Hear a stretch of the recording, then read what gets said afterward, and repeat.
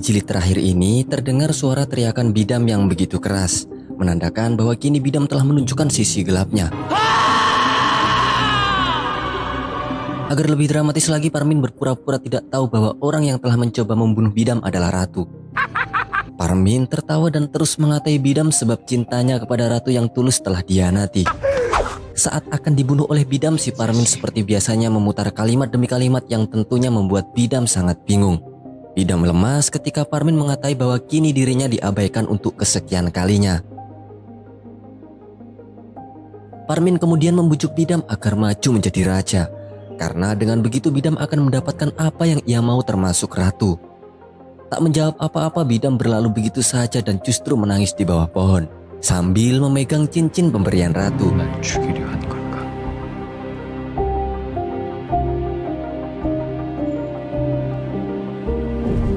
Scene berpindah pada Ratu yang sedang menulis dekrit, yang mana dekrit itu nantinya akan disebarkan ke rakyat umum jika kasus faksi Bidam sudah selesai. Ratu menulis bahwa setelah masalah ini selesai, beliau akan turun tahta dan hidup dengan tenang bersama Bidam di Provinsi Chuwa. Selain itu, Ratu juga menulis surat pribadi yang ditunjukkan kepada Bidam. Ratu menyuruh agar Bidam menunggu beliau di Provinsi Chuwa setelah masalah ini berakhir. Hal itu dikarenakan Ratu berkeinginan untuk membangun desa kecil dan hidup di sana bersamanya. Ratu menaruh harapan yang sangat besar sehingga beliau berharap Bidam tak terpengaruh apapun dan tetap percaya kepadanya.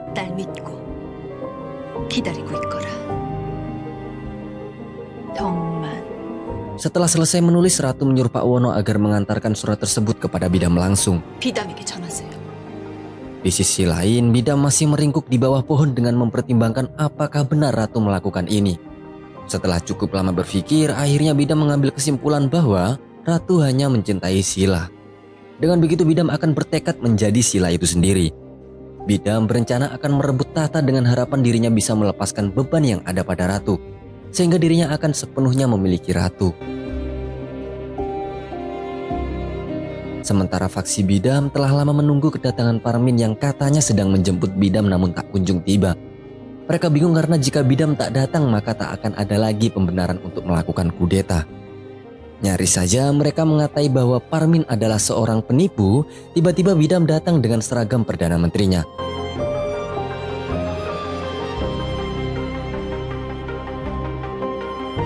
Bidam langsung memimpin rapat untuk sebuah strateginya. Kalau Misil dulu memulai kudeta dengan cara menghindari istana dan pergi ke Daya terlebih dulu, maka kali ini Bidam tidak akan menerapkan strategi tersebut dan akan langsung menyerang ibu kota. Menurutnya ibu kota adalah jantung dan nyawa Sila. Bidam lalu menjelaskan intinya bahwa dia ingin merebut tahta untuk menjadi raja.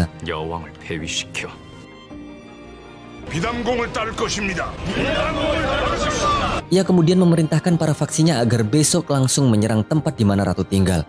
Semua yang mendengarkannya pun jadi kaget dan protes karena dengan pasukan yang mereka miliki, mereka tak akan bisa mengalahkan prajurit istana yang banyak. Selain itu, para faksi Bidam menasihatinya untuk terlebih dulu bersembunyi di istana rahasia. Mendengar itu, Bidam menolak dan menanggapi protes tersebut dengan senyuman. Sementara Archeon terlihat menugaskan para anak buahnya untuk mengawasi lawan.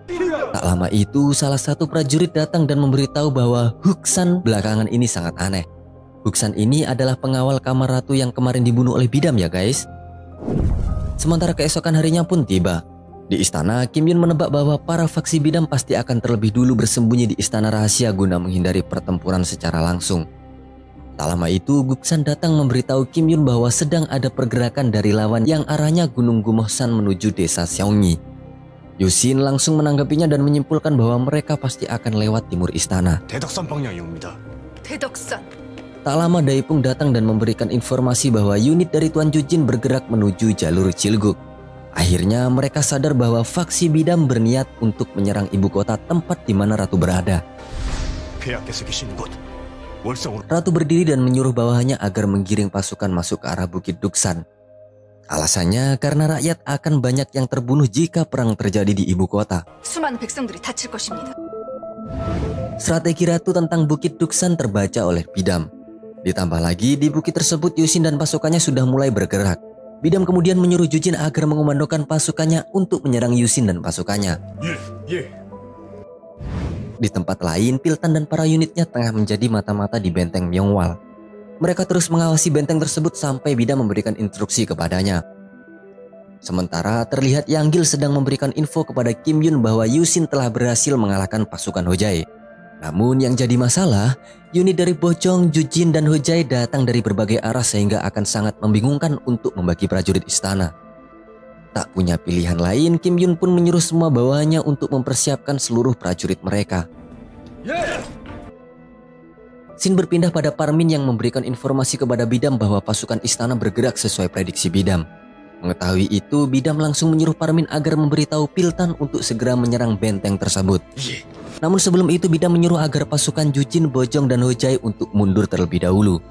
Parmin kaget dengan strategi Bidam, bukankah targetnya adalah ibu kota? Bidam menjawab bahwa sebenarnya target mereka bukanlah ibu kota. Sementara Guksan memberikan info lagi kepada Kim Yun bahwa seluruh prajurit musuh telah mundur dari peperangan. Guksan mengatakan bahwa mereka sedang menuju Gunung Nangsan. Kim Yun kaget karena Gunung Nangsan sekarang sedang tidak dilindungi.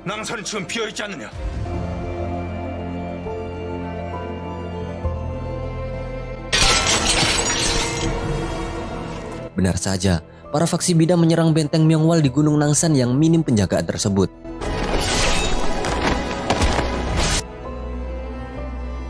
Yusin mendapat laporan dari Daipung bahwa Gunung Nangsang terjadi penyerangan oleh musuh.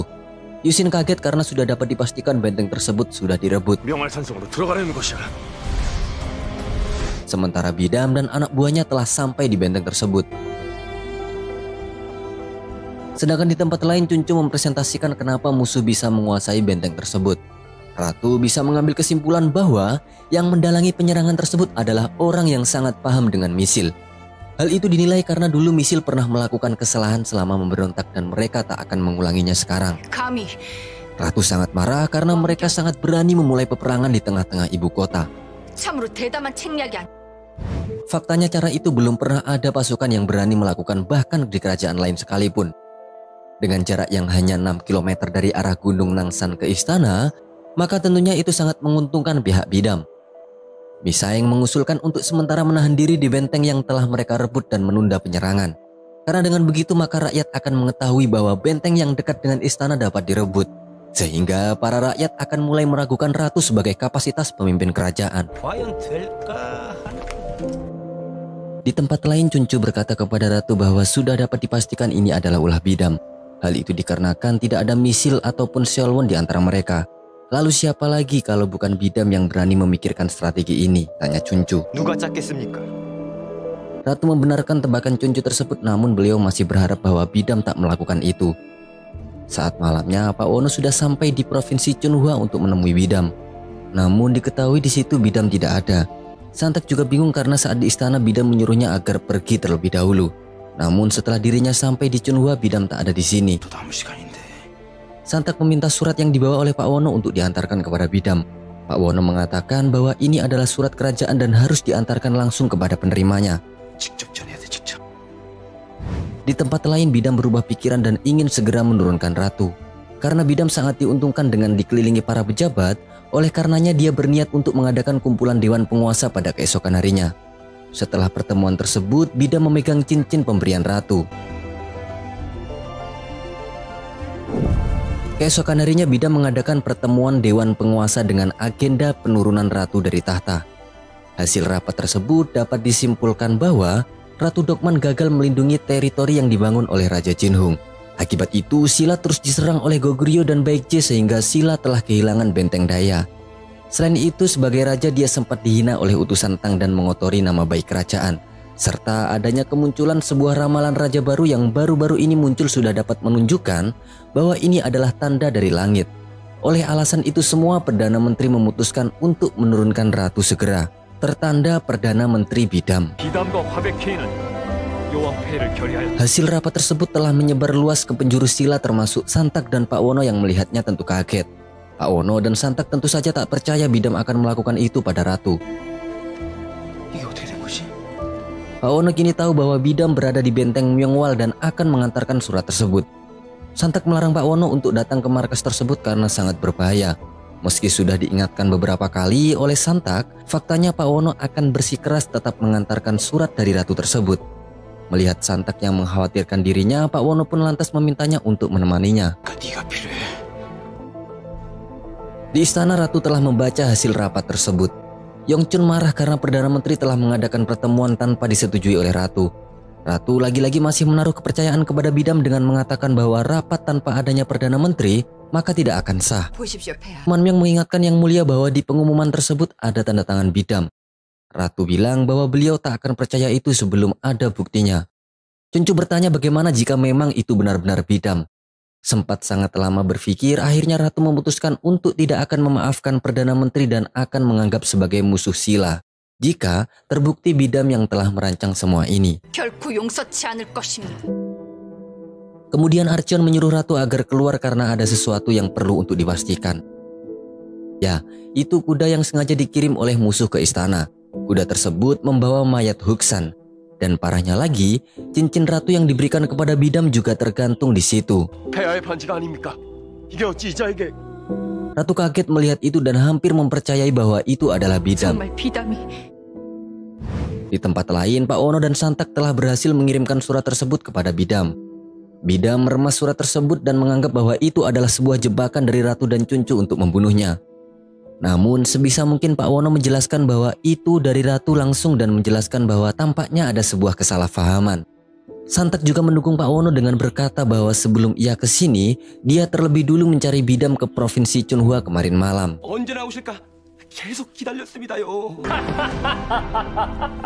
Bodohnya, Bidam masih tak percaya dan justru menyuruh Pak Wono agar kembali ke istana dan menyampaikan salamnya kepada Ratu. Sebuah salam bahwa Bidam yang kalian ingin bunuh kini masih hidup dan sehat. Sementara Chuncu dan pejabat lainnya memaksa Ratu agar menyetujui penangkapan Bidam. Sempat berpikir dan flashback, Ratu jadi ingat bahwa Bidam itu mudah dihasut dan emosinya sangat labil.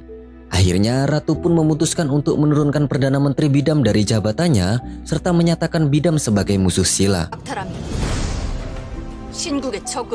Ratu menyuruh para pejabat untuk membuat papan pengumuman agar semua orang tahu bahwa Silla kini memiliki pengkhianat baru. Ratu lalu menyuruh Archeon agar mencari tahu sebenarnya apa yang dilakukan pengawal kamar Ratu sehingga Bidam membunuhnya. Hal yang sama juga dilakukan oleh Bidam. Santa kembali meyakinkan bahwa Jukbang memang benar mencari dan menunggu Bidam semalaman di provinsi Chunhua. Bidam mulai merasa aneh dan dia menyuruh Santak agar mencari tahu tentang Huksan. Sayangnya percakapan Bidam tersebut didengar anak buah Bidam dan langsung dilaporkan kepada Parmin. Tak mau misinya sia-sia, si Parmin pun menyuruh anak buahnya untuk menghabisi seluruh keluarga Huksan. Tanpa pikir panjang, mereka pun menghabisi keluarga Huksan.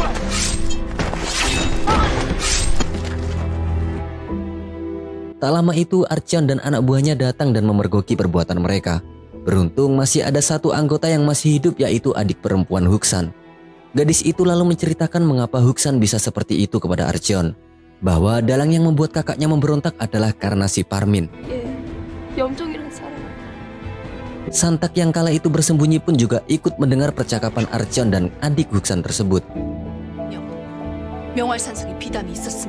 Di istana terlihat Pak Wono melaporkan kepada Ratu perihal Bidam yang baru saja ia temui. Pak Wono menyampaikan salam Bidam kepada Ratu. Ratu merasa aneh sebab Bidam menuduh Ratu ingin membunuhnya. Tak lama itu Archeon datang memberikan informasi tentang keluarga Huksan, bahwa dalang dibalik semua masalah ini adalah Parmin. Ratu menyayangkan bagaimana orang-orang di sekitarnya sangat mudah terpengaruh. Dengan terpengaruh seperti itu, Ratu menilai bahwa orang tersebut tidak percaya sepenuhnya dengan dirinya. Pak Wono menyuruh Ratu untuk meluruskan kesalahpahaman ini. Namun Ratu merasa sekarang tidak ada gunanya juga mengambil orang-orang yang tidak percaya dengannya. Saking kecewanya, sesak nafas Ratu pun kambuh. Di sisi lain, Santak hendak melaporkan kepada Bidam, namun sayangnya Parmin sudah menyambutnya.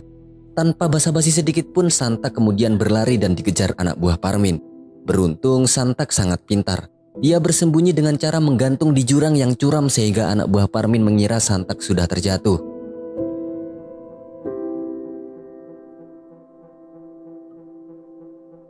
Di tempat lain, Bidam masih menunggu kedatangan Santak yang tak kunjung datang. Hal itu dikarenakan Bidam sangat penasaran tentang kebenaran surat yang telah ia terima. Di istana, Yusin memberitahu Ratu bahwa dia sudah mengirim surat pemenggalan kepada Bidam. Yusin kembali bertanya kepada Ratu tentang keputusannya, mengingat itu adalah kesalahpahaman yang dibuat oleh Parmin. Ratu menjawab entah itu disengaja ataupun tipuan, tetap saja itu adalah bagian dari takdir yang harus dijalani. Ratu hanya kecewa dengan Bidam yang tak langsung memastikan kesalahpahaman itu dengannya. Padahal Ratu mempunyai impian ingin hidup dengan Bidam dengan tenang dan faktanya itu adalah impian tulus Ratu. Di tempat lain, Bidam marah setelah membaca surat penetapan dirinya sebagai musuh Sila. Melihat reaksi Bidam, Parmin pun mengambil kesempatan itu untuk membuat Bidam semakin murka. Saat malamnya, di istana tampak rakyat berdatangan untuk mendukung dan melindungi Ratu dari pemberontakan. Begitu pula Bidam. Bidam juga mendapat dukungan dari rakyat yang mempercayainya.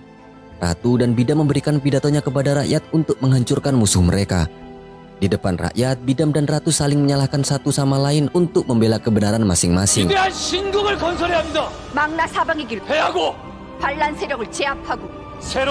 Para rakyat bersorak serempak menandakan bahwa mereka siap berperang untuk melindungi junjungan mereka masing-masing. Saat para rakyat mengagungkan nama Ratu, terlihat Ratu Dokman menunjukkan ekspresi pusingnya. Archeon yang melihat itu tampak begitu khawatir. Ratu kemudian meninggalkan arena dan dalam perjalanannya beliau terlihat berjalan limbung. Ratu menolak bantuan Archeon yang berniat ingin menggendongnya karena rakyat sedang melihat. Tak selang kemudian para rakyat melihat sebuah bintang yang menyala terang sebelum akhirnya bintang tersebut jatuh. Bebarengan dengan peristiwa tersebut, Ratu tiba-tiba terjatuh juga.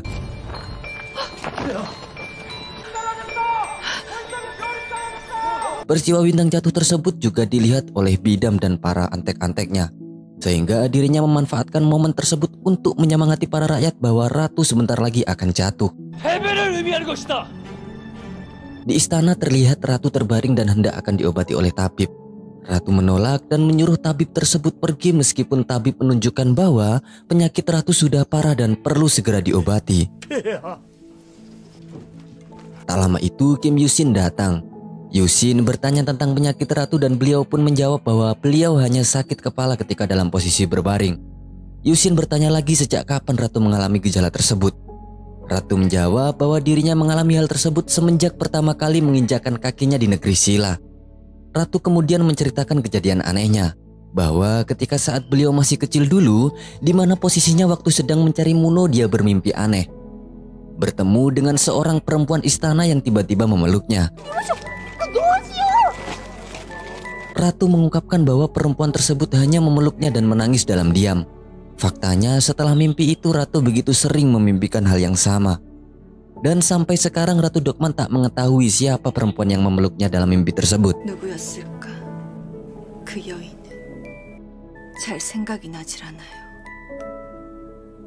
Saat keluar ruangan Ratu, Archeon menceritakan gejala Ratu selama ini kepada Yusin.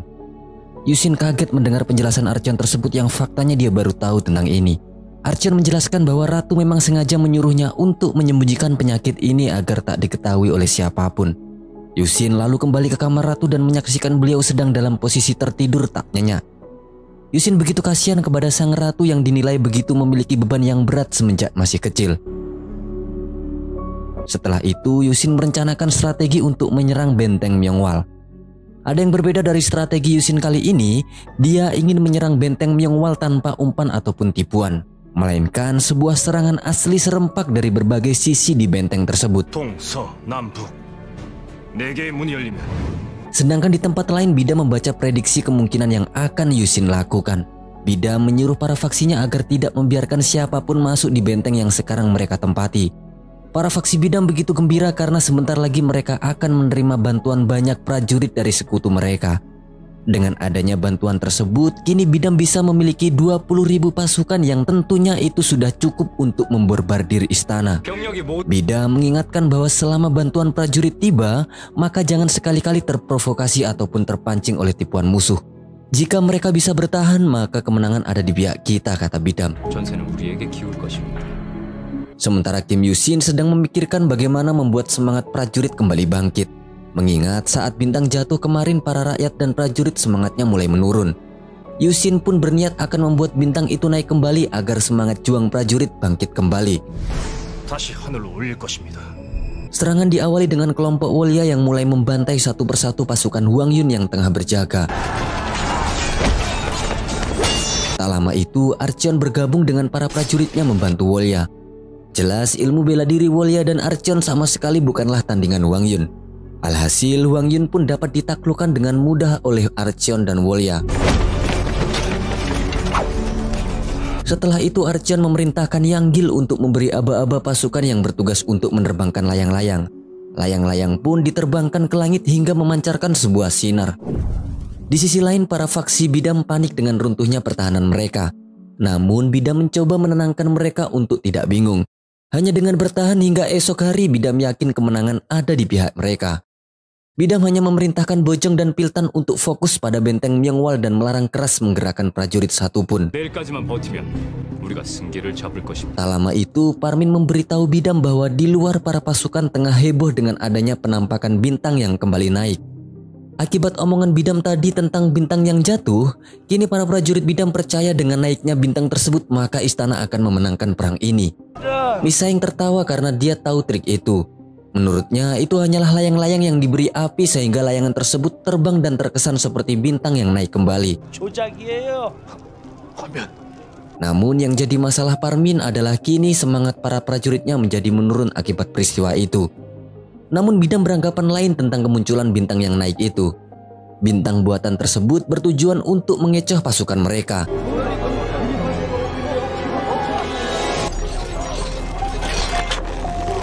Benar saja, pasukan Bidam terlalu fokus melihat peristiwa itu sehingga mereka tak sadar bahwa pasukan istana sedang memanjat benteng mereka. Akibatnya, Im Jong dan pasukannya dengan mudah masuk ke dalam benteng tersebut.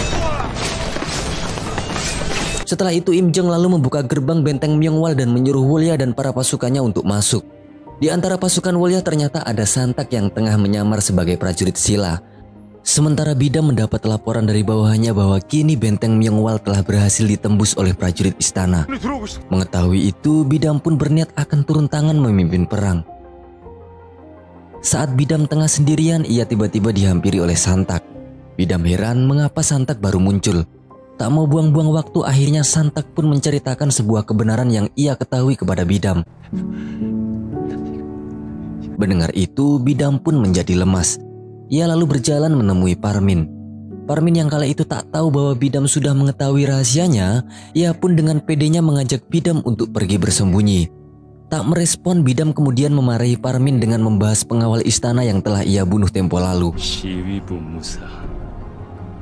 Parmin tertawa dan menyadari Bidam sudah tahu semuanya. Bukannya takut, justru Parmin malah menuduh Bidam telah mengikuti Muno selama ini karena ingin menjadi penguasa. Bidam menjelaskan bahwa dia yang sekarang berbeda dengan yang dulu. Meski begitu, Parmin mengatai Bidam telah mengubah tujuannya hanya karena demi cinta. Parmin berani bertaruh, toh pada akhirnya jika Bidam tak menjadi penguasa, maka ia akan selalu dihantui rasa takut karena bisa saja ratu meninggalkannya. Ya, lebih simpelnya Parmin mengutarakan kelemahan Bidam yang dinilai tidak pernah percaya kepada siapapun. Bidam terlihat tak bisa apa-apa dan hanya bisa menangis mendengar si Parmin mengatai dirinya. Bidam tambah semakin lemas kala si Parmin mengatakan bahwa Yang Mulia Ratu sebenarnya telah percaya pada Bidam sampai akhir. Namun Bidamlah yang tak percaya kepada Ratu karena hatinya mudah goyah. Menurut Parmin semua ini terjadi bukan salahnya ataupun Yang Mulia, melainkan salah Bidam sendiri yang begitu mudah terpengaruh. Setelah Bidam tak berdaya, Parmin lalu mencoba keluar dan Bidam pun langsung refleks menahan tangan Parmin sehingga kini Parmin pun... Ya, Bidam tanpa ampun menusuk Parmin hingga menyebabkan ia mati di tempat saat itu juga. Tak lama kemudian, Misaeng datang dan menyaksikan insiden tersebut. Misaeng kini lemas karena tak punya harapan lagi meneruskan mimpi misil. Ia pun menyuruh Bidam agar membunuhnya. Misaeng menyalahkan dirinya sendiri karena selama ini telah menganggap Bidam seperti misil. Bidam menjawab memang benar dirinya terlahir untuk tujuan misil. Namun pada akhirnya dia dibuang karena tujuannya tak berhasil. Itulah mengapa Bidam menganggap bahwa dirinya dibesarkan dengan tujuan Muno. Sama seperti si Parmin, Misaeng mengatai Bidam dengan berkata bahwa yang menghancurkan cintanya adalah dirinya sendiri. Aku merasa kasihan padamu, kata Misaeng kepada Bidam.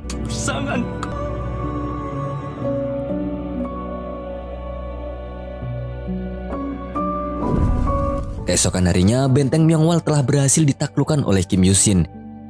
Bangsawan Jujin, Sulbu, Hojai, dan pengkhianat lainnya digiring untuk dihukum.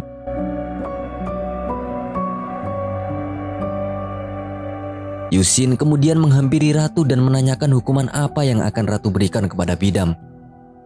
Ratu berkata bahwa ia sejak awal sudah menetapkan Bidam sebagai musuh Silla, maka dia harus mendapatkan hukuman yang setimpal layaknya pemberontak lainnya. Di sisi lain terlihat Misaeng dan Hajang sedang terduduk pasrah. Misaeng menceritakan seluruh hidupnya kepada Hajang dan mengatakan bahwa dia sama sekali tak menyesali perbuatannya. 부럽습니다. 재밌었습니다. 여기 옵니다. Di sela-sela perbincangan mereka, tiba-tiba Im Jong dan para prajurit lainnya datang menghampiri untuk meringkus mereka. Sementara Bidam dan Santak sedang dalam perjalanan menuju perkemahan utama Yang Mulia Ratu. Santak memperingatkan Bidam agar tak datang di tempat itu.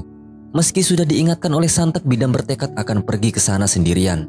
Ia menyuruh Santak agar pergi pulang di desanya melupakan semua yang terjadi tentang istana. Santak tak tega mendengar keinginan Bidam yang ingin bertemu Ratu untuk mengatakan sesuatu. Bidam pun pergi dan tak lama kemudian Santak terkena panah dari pasukan Baekwi. Tidak hanya itu, Santak melindungi Bidam dari beberapa tembakan panah yang dilesatkan para prajurit.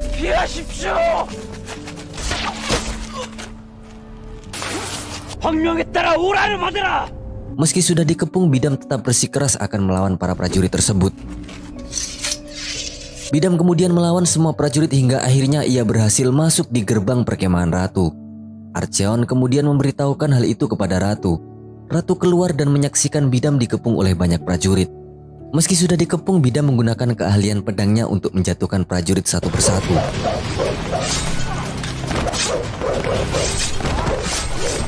Akses menuju tempat Ratu sudah diberi berlapis-lapis pertahanan. Ditambah lagi Yusin yang maju menghadang Bidam. Bidam melihat Ratu sejenak dan menantang Yusin untuk bertarung 1 lawan 1.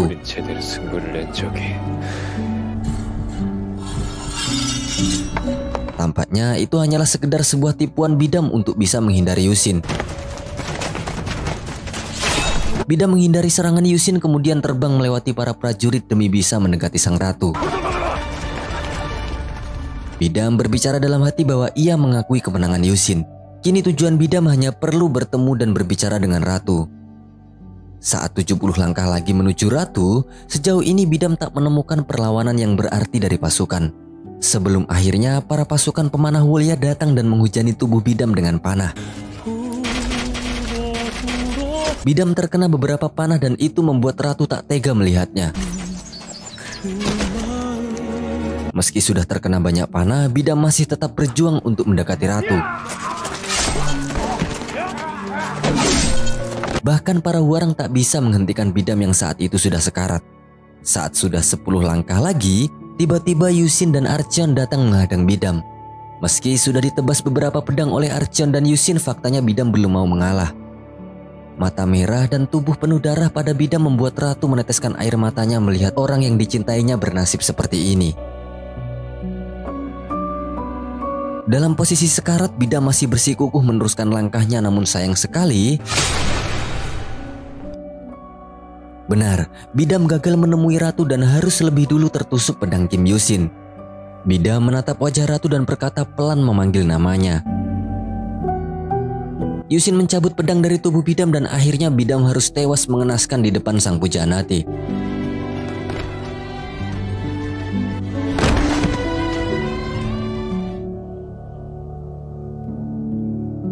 Setelah itu, Ratu mengumumkan kemenangannya dan diikuti oleh para prajurit yang mengagungkan nama Ratu. Melihat Bidam yang sudah tak bernyawa, Ratu Dokman tak bisa menyembunyikan kesedihannya sehingga tak selang kemudian Ratu juga ikut terjatuh pingsan tepat di hadapan Bidam.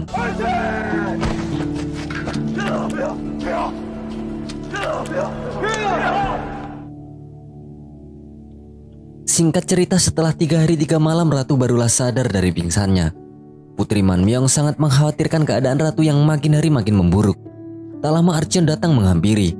Ratu memberikan jabatan Perdana Menteri kepada Archeon karena beliau menilai bahwa Archeon adalah orang yang setia sekaligus pekerja keras. Setelah itu Ratu menemui Kim Yusin dan menanyakan kata-kata terakhir Bidam yang sempat Yusin dengar. Yusin menjawab bahwa Bidam hanya mengucapkan satu kata sebelum ia meninggal. Kata tersebut yaitu Dokman. 동만아라고 하였사옵니다. Mendengar itu Ratu pun flashback saat Bidam sangat ingin memanggil namanya. Faktanya meski sudah diingatkan oleh Ratu bahwa memanggil namanya adalah sebuah perkara pengkhianatan, demi cinta tampaknya Bidam memang sangat berkeinginan menganggap Ratu sebagai kekasihnya.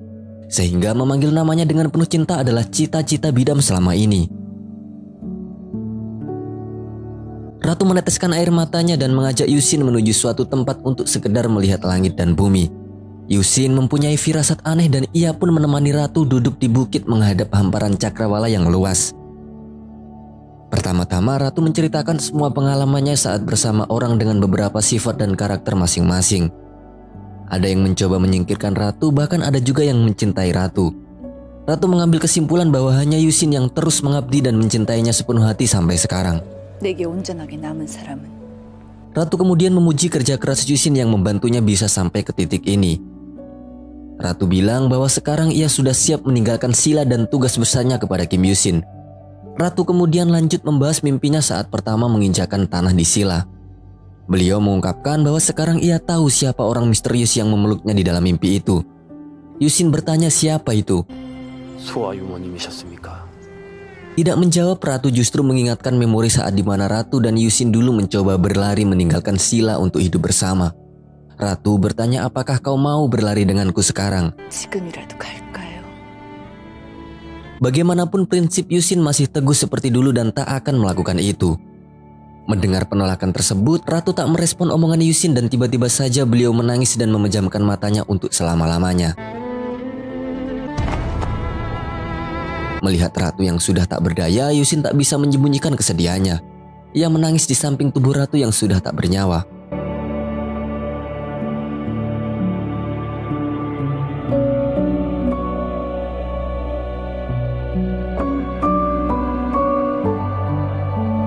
Kemudian di adegan selanjutnya kita akan diperlihatkan di mana saat Dokman kecil dulu bermimpi mencari Muno, di tengah pencariannya dia bertemu perempuan misterius. Perempuan misterius tersebut langsung memeluk Dokman kecil. Tentu Dokman tak mengerti kenapa orang yang tak ia kenal memeluknya. Ya, ternyata itu adalah Dokman dewasa. Dokman yang saat itu sudah menjadi ratu menoleh ke arah Dokman kecil dan berpesan dalam hati. Berpesan Ratu seperti ingin menasihati dirinya sendiri waktu kecil, bahwa perjalanannya mulai saat ini akan sulit dan menyakitkan. Tidak hanya itu, kamu akan kehilangan orang-orang yang kamu cintai dan itu akan membuatmu kesepian. 사랑하는 사람들을 잃을 거고. 왜 우는 거야? Sambil menangis, Ratu berkata dalam hati memang kau nantinya akan punya segalanya. Namun sebenarnya kamu sama sekali tak punya apa-apa. 아무것도 가지지 못할 거야. Dokman kecil mengatai Ratu bahwa ia adalah orang aneh dan kemudian bergegas pergi untuk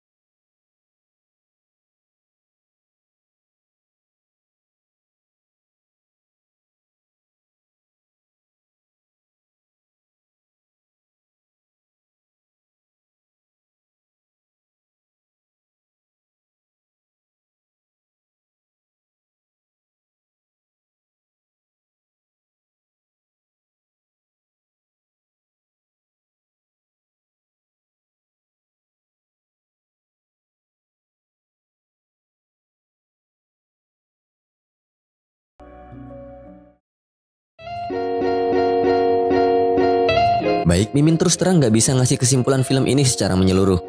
Yang jelas ini film sangat banyak pesan moral yang bisa kita ambil. Bisa dikatakan wajib ditonton untuk semua kalangan sebagai tujuan membentuk atau menguatkan prinsip yang ada pada diri kita. Kerennya lagi, film ini tidak ada unsur 18 plusnya sama sekali, namun nuansa percintaannya masih sangat terasa. Menurut Mimin sih ini bukan sad ending ya. Endingnya sebenarnya sudah sangat pas sekali. Karena jika kita telusuri lebih dalam setiap karakter film ini, contohnya Bidam, memang seharusnya Bidam mendapatkan hukuman mati karena hatinya tak seteguh yang Yusin miliki. Gampang goyah dan mudah termakan omongan sehingga ia harus melawan ratu yang sebenarnya sudah memiliki harapan yang sangat besar terhadapnya. Jadi sangat masuk akal jika kisah cinta Ratu dan Bidam harus berakhir seperti ini. Secara keseluruhan semua karakter, atribut serta tempat maupun lokasi yang ada dalam film ini sudah sangat sesuai. Jika kalian ingin menambahkan kesimpulannya, monggo, bisa ditulis di komentar. Max selaku penulis alur film mengucapkan terima kasih kepada sahabat yang sudah mengikuti dari awal. Apabila ada kesalahan mohon dimaafkan ya. Baik, sementara sampai di sini dulu perjumpaan kita. Mimin pamit undur diri dan wassalamualaikum.